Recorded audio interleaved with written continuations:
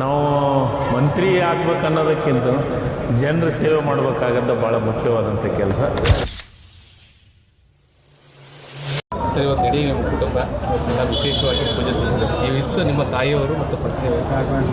Sir, ನನ್ನ family, ನನ್ನ ಧರ್ಮಪತ್ನಿ ಮತ್ತು ನನ್ನ ತಾಯಿ ಮತ್ತು ನನ್ನ ಸೊಸೆಯಂದಿರು ಅವರೆಲ್ಲರೂ ಮೊದಲಿಂದನೂ ದೇವರ ಮೇಲೆ ವಿಶೇಷವಾದಂಥ ಪ್ರೀತಿ ಇರೋದರಿಂದ ಈಗಷ್ಟೇ ಅಲ್ಲ, ನಾನು ಮದುವೆಯಾದಲ್ಲಿದ್ದೂ ವಿಶೇಷವಾಗಿ ದೇವ್ರ ಬಗ್ಗೆ ಭಕ್ತಿ ಇರುವಂಥಕ್ಕೆ ನನ್ನ ಧರ್ಮಪತ್ನಿ.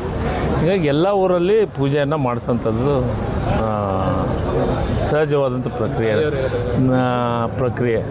ಹೀಗಾಗಿ ದೇವಸ್ಥಾನದ ಬಗ್ಗೆ, ದೇವ್ರದ ಬಗ್ಗೆ ವಿಶೇಷವಾದಂಥ ಭಕ್ತಿ ಮತ್ತು ಭಯ ನಮ್ಮ ಮನೆಯ ಫ್ಯಾಮ್ಲಿ ಒಳಗಿದೆ. ಮತ್ತು ಅದರ ಜೊತೆಗೆ ಪ್ರತಿ ವರ್ಷದಂತೆ ಪ್ರತಿ ವರ್ಷ ಇಲ್ಲಿನೂ ಮಾಡಿಸ್ತಾರೆ ಮತ್ತು ಬೇರೆ ಬೇರೆ ದೇವಸ್ಥಾನದೊಳಗೂ ಮಾಡಿಸ್ತಾರೆ. ಹೀಗಾಗಿ ನಮಗೆ ಭಕ್ತಿ ವಿಚಾರದೊಳಗೆ ನನ್ನ ಧರ್ಮಪತ್ನಿದು ವಿಶೇಷವಾದಂಥ ಕಾಳಜಿ ಇದೆ ಮತ್ತು ನನ್ನ ತಾಯಿದು ಕಾಳಜಿ ಇದೆ. ತಾಯಿಯವರು ಹೇಳ್ತಾರೆ, 4ನೇ ಬಾರಿ ನನ್ನ ಮಗ ಸಚಿವರಾಗಬೇಕು, ಯಾಕಂದರೆ ಜನರ ಆಶೀರ್ವಾದ ಇದೆ ಮತ್ತು ದೇವರ ಆಶೀರ್ವಾದ ಇದೆ, ಹಾಗಾಗಿ ಪೂಜೆ ಮಾಡಿಸಿದೆ ನಾನು ಅಂತ ನನ್ನ ತಾಯಿ ಮಾಡಿಸಿದಾಳೆ. ನಾವು ಮಂತ್ರಿ ಆಗ್ಬೇಕನ್ನೋದಕ್ಕಿಂತ ಜನರ ಸೇವೆ ಮಾಡಬೇಕಾಗದ್ದು ಭಾಳ ಮುಖ್ಯವಾದಂಥ ಕೆಲಸ. ಮಂತ್ರಿ ಮಾಡೋದು ಹೈಕಮಾಂಡು ಮತ್ತು ನಮ್ಮ ಪಕ್ಷ ನಿರ್ಧಾರ ಮಾಡೋಂಥದ್ದು. ಸಹಜವಾಗಿ ಆಸೆ ಇರೋದು ಸಹಜ. ಮತ್ತು ಈಗ ಮಗ ಅಂದಮೇಲೆ ತಾಯಿ ಪ್ರೀತಿ ಇದ್ದೇ ಇರ್ತೈತೆ. ಸಹಜವಾಗಿ ಅಧಿಕಾರದಾಗಿರಲಿ, ಅಧಿಕಾರವನ್ನು ಮಾಡಲಿ ಅಂತಂದು ತಾಯಿದು ಮತ್ತು ಹೆಂಡತಿದು ಇದ್ದೇ ಇರ್ತೈತೆ. ಮತ್ತು ನನ್ನ ಸೊಸೆಂದ್ರದ್ದು ಇದೆ.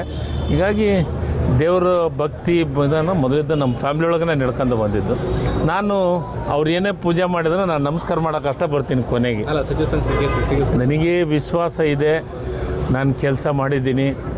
ನಾನು ಅವಕಾಶವನ್ನು ಇನ್ನೊಂದು ಸತಿ ಪೂರ್ಣ ಪ್ರಮಾಣದ ಅವಕಾಶವನ್ನು ಕೇಳ್ತೀನಿ, ಕೊಡ್ತಾರಂತ ವಿಶ್ವಾಸದಿಂದ